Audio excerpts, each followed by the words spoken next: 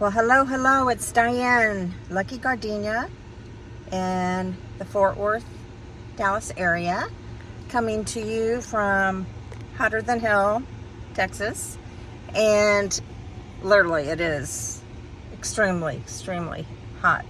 I've sat here, this is probably the 6th go around of this video.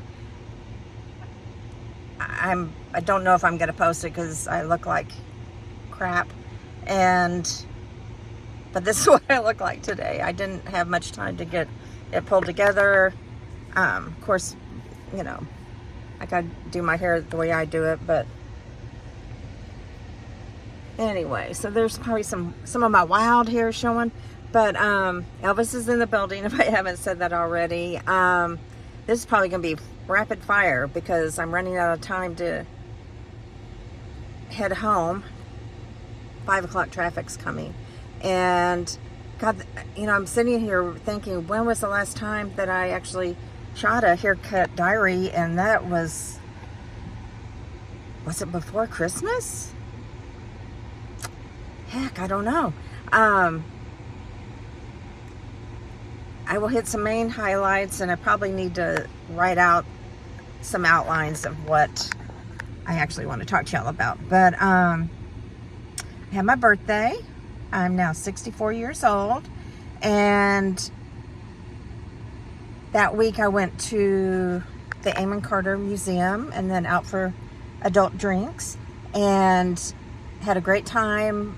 Took a fabulous, if I do say so myself, panoramic picture at Amon Carter, and it's on my Facebook page, Diane Rivera. Love for you to check it out and leave me a comment, see if you like it too.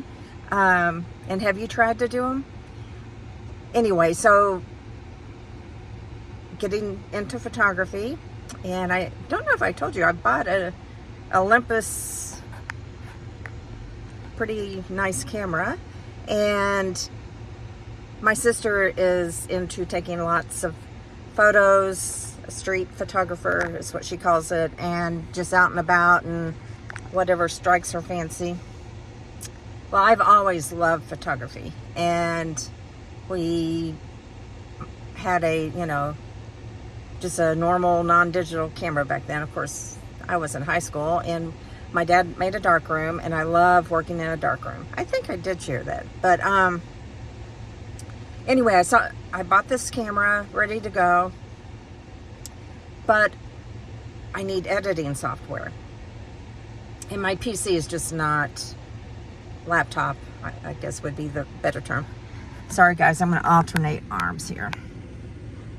Anyway, so I pulled the trigger, so to speak, and ordered, paid for, I think a really nice computer that's being put together from my specifics. It should have all the power and juice that I need, and I can't wait because I want to join my sister on Viewbug and just have a place to upload them. And if y'all don't know it already, I'm just a very visual person, and you'd have to go to Instagram or Facebook. Instagram is Lucky Gardenia, and I've been just really getting motivated to take just pictures around the house, capturing the light at special moments with my 95-year-old house, and I think they're coming out pretty good. So I'd love to know your thoughts on it, and I want to take it to the next level up and just press myself to do something that I haven't done in a long time, and remind myself that it's okay not to be good at something and still do it. And that's probably a good example is that, my ukulele playing and my haikus. But, you know, I enjoy them, and that's what it is about. And, okay, back to my birthday. A friend actually went to the trouble to make me a wonderful dinner, 2 bottles of wine, chatted for a long time, had a great time. And then the following week, I went dancing with my daughter Jennifer and a friend of mine, and we went to Studio 80 and had a wonderful time. Jennifer she did not fall far from my tree. She just looked adorable. You know, I wish I could look that good nowadays, but she just like danced onto the dance floor. She owned the dance floor. And I'm like, that's my girl. That's my girl. And, you know, just realizing they weren't really playing disco music so much, but, you know, when you've lived disco the first time around, you know, it's kind of cool that it's come back into vogue. And, you know, I love to dance. I'm kind of all over the place, guys. I'm just going to hit some hot topics and maybe go into more depth because, like I said, I've got to get to the Converse store and return some shoes that did not fit. And let me see what else is going on. Oh, this was very real. This was very upsetting. But I don't know if you've heard about the Zelle scam. But they got hold of my information. They acted as if they were my bank. Originally, I lost about close to $8,000 out of my banking account within minutes. And I've been able to get most of it back, but not, I'll round up $2,000. And that hurts. I want that money back. Anyway, if someone calls you with something about your bank or something about Zelle, or you got to do this really quickly and get these other people on the phone and all this stuff, don't do it. Hang up, say thank you, call your bank. This is a public service announcement. My experience was horrid. I had to get a whole new bank account. I had the same bank account since I started at Xerox, which is 1981. And my debit card, everything was attached to that. So it just like threw me into a world of craziness. And, but got to the bank, the VP and my financial planner sat down, and Mindy went with me and helped me get everything redone and made it as painless as possible. And so just learn from my mistake. And they will sound like your bank. They will know information about your account. They will know stuff. You'll call the number back that they called from, and it will say your bank's name. So they are sophisticated, and I'm just lucky that more was not lost to them. But enough of that. I have to tell you about my driver's license experience. I don't know if I've told you, but I just have a fear of doing the eye test. And this goes back to high school. Driver's ed, finished it. They came in and we did the eye test there in the cafeteria, and I did not pass. And went to eye doctor. My eyes were fine. It's like just the fear that I'm not going to pass. And here in Texas, I don't know if it's the same way in every state. I hadn't gone and gotten a new license in, I think, 12 years. And last time I went, it was like you just did a thumbprint, and that was good enough. But you had to bring all this information to prove that you're who you are.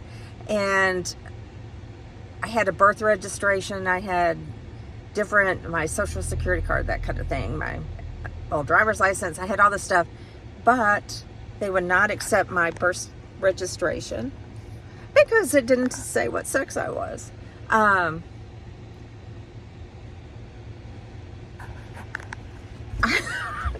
was so on edge. I'll just lay it out. I just was bawling. This poor girl that was helping me was like, what in the holy hell? I had just lost it. Everything that I've been worried about, you know, it was like, I don't know where a lot of my paperwork is since I've moved, and I'm thinking I'm going to have to send off to Austin to get it. And she's like, just go to, you know, get it from a records building. And I was born in Dallas. I'm thinking I've got to go over to Dallas County, but that's not the way it's done. And she actually said, just let's look at where the closest one is. And it was in Arlington. So I actually was able to rush over there because she gave me another appointment. These appointments are hard to come by. You have to schedule them way in advance. I am so not looking like myself, guys.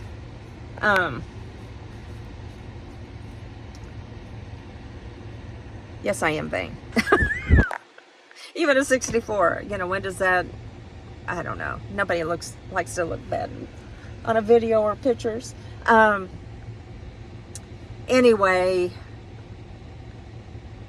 I had to get it like within an hour and a half. It was like, you know, Mission Impossible. And I was wearing these new Docs, Mary Jane's, and I got the biggest blister from running around trying to find the records building that I actually took off my shoe when I was walking back to my car, hobbling to get back to my car because I could not walk any further with that blister. And anyone watching me was like, what is wrong with that lady?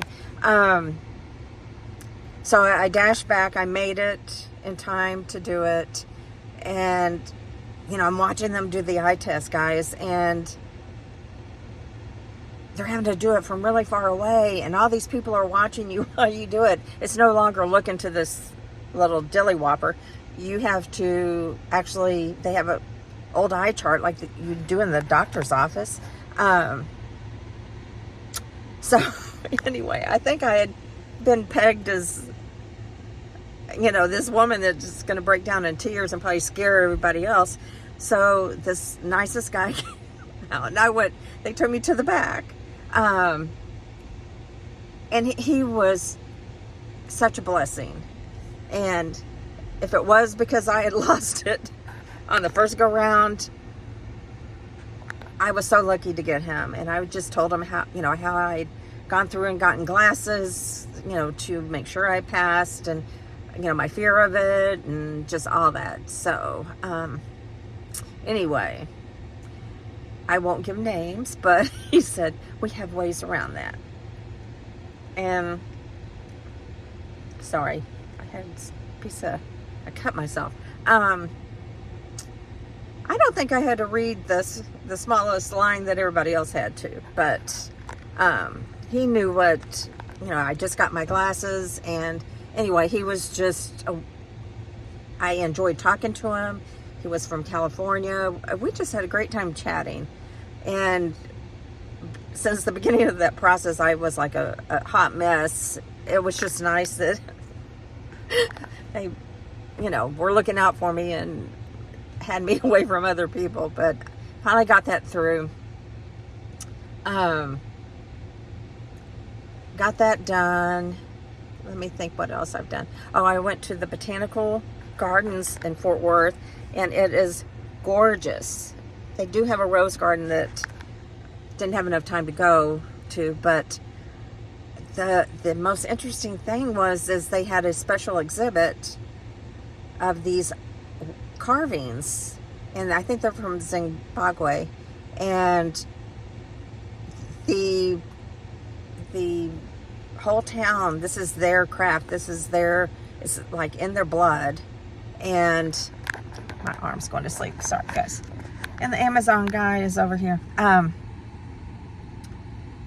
Anyway, they don't use any plans, they don't use any markings, drawings, they just start on the stone. And the guy that was telling us about it said that this one guy could do it with his eyes closed. I mean, that's how ingrained it is.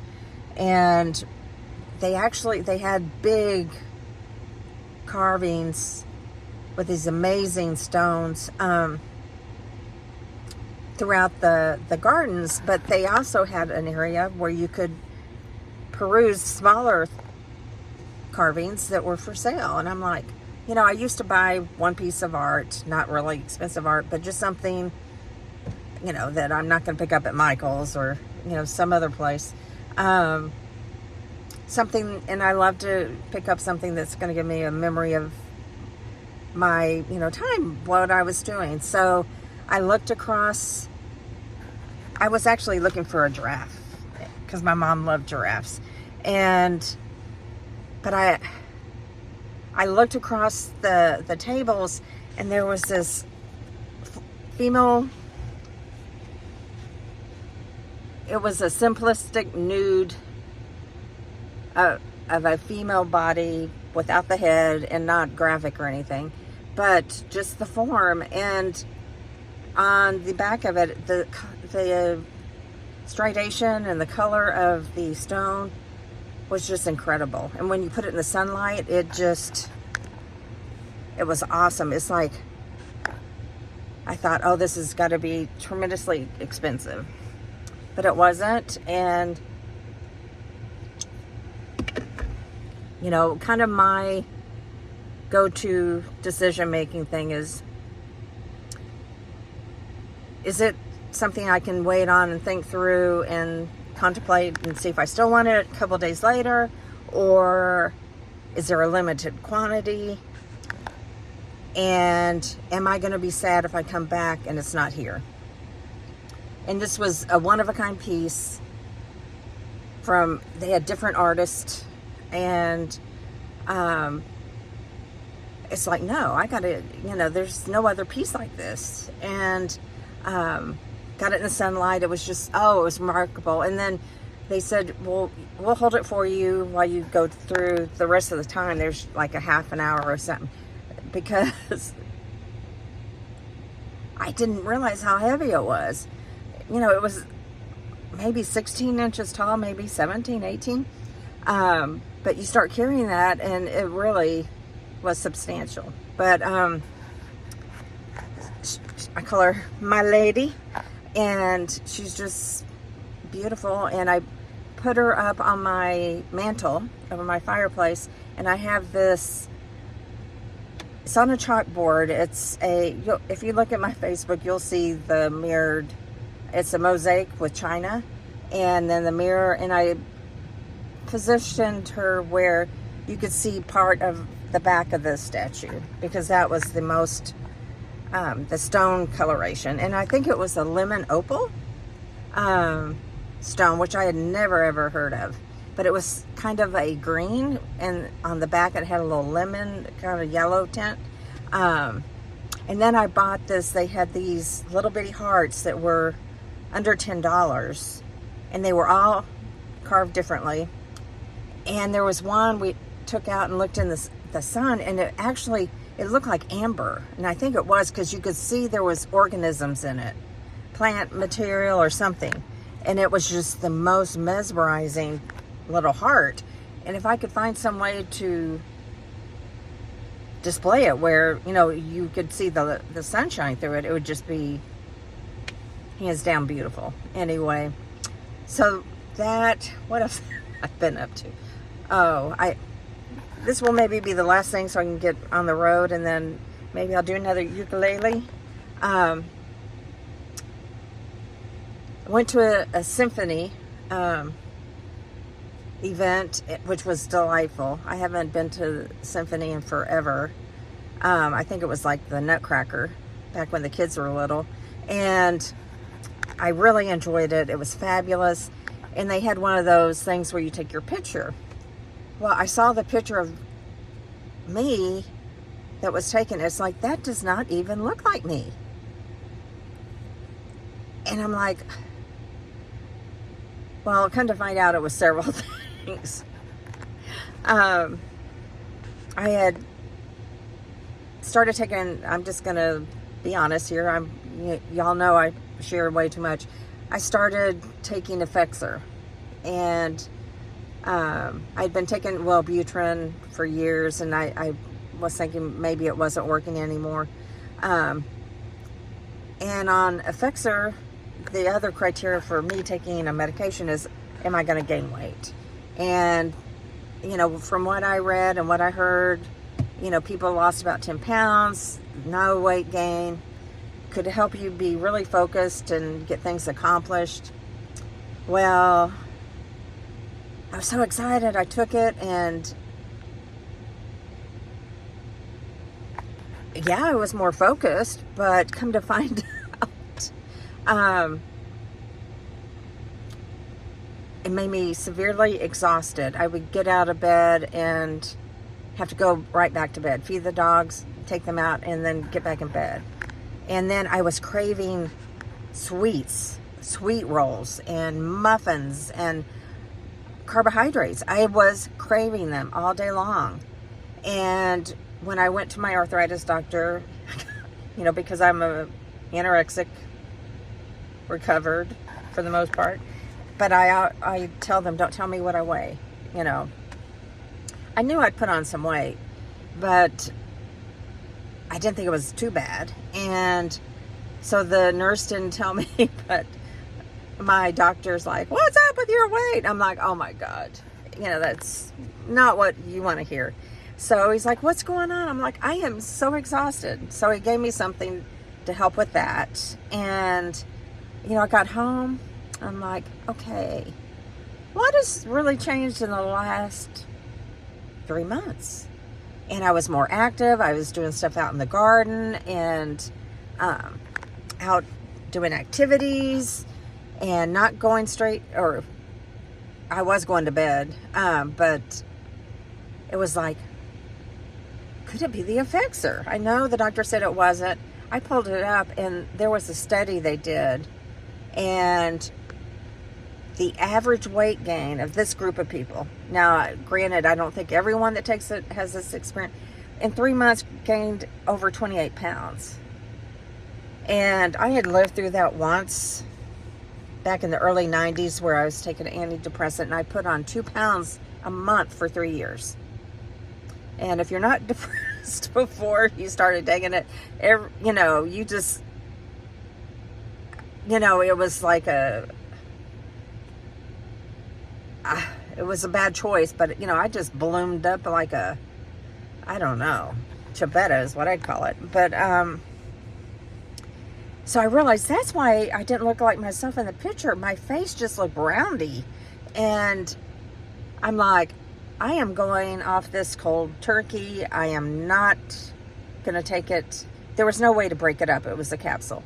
It's like, no, I am not going to continue to gain weight and crave sweets like crazy. And that was the other symptom, and fatigue. And so I stopped, and oh my God, the withdrawal was for real. I mean, I still don't know that my whole system is back to normal. It is like, who knew something like that could impact you in such a little time? And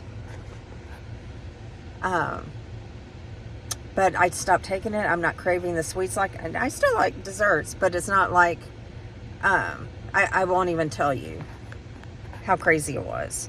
And I remember when I took Ambien back when I was like in my early 40s, I would get up and eat like half of a pecan pie every night, just like in sleepwalking. And so if you can't tell, medications really affect me. But so for like a week, I did not even go out of the house. I didn't want to drive. I wanted to get back, you know, feeling more myself. And it's been almost a month, and I'm feeling better, but it's still, I think, going to take a while. So I'm hoping I'm going to lose some weight, and signed up for hula, and excited about that. Excited about the photography, and I'm uploading some photography that I've taken, and you'll see when it's something I like or that I plan to put on Viewbug. I'll put photo credit by me. But yeah, check it out. I would love to know your thoughts. If you haven't subscribed to my channel, please do. I watch all these other channels and they've got thousands and thousands, hundreds of thousands of viewers, and I think I've got a little bit over 300 and maybe 80. I don't know. But I understand I've got a small segment of the population that would want to watch me. But I would appreciate if you could twist somebody's arm to watch. I would just be so thankful. Anyway, I've got much more to update you with. Some really cute things that Isabella's doing. But my arm's going numb from holding this, and I need to get on the road. Get on the road, Jack. Anyway, don't look back. Oh, one quick thing. I posted some haikus. I wrote one or two that were new, and then I posted one from early part of COVID.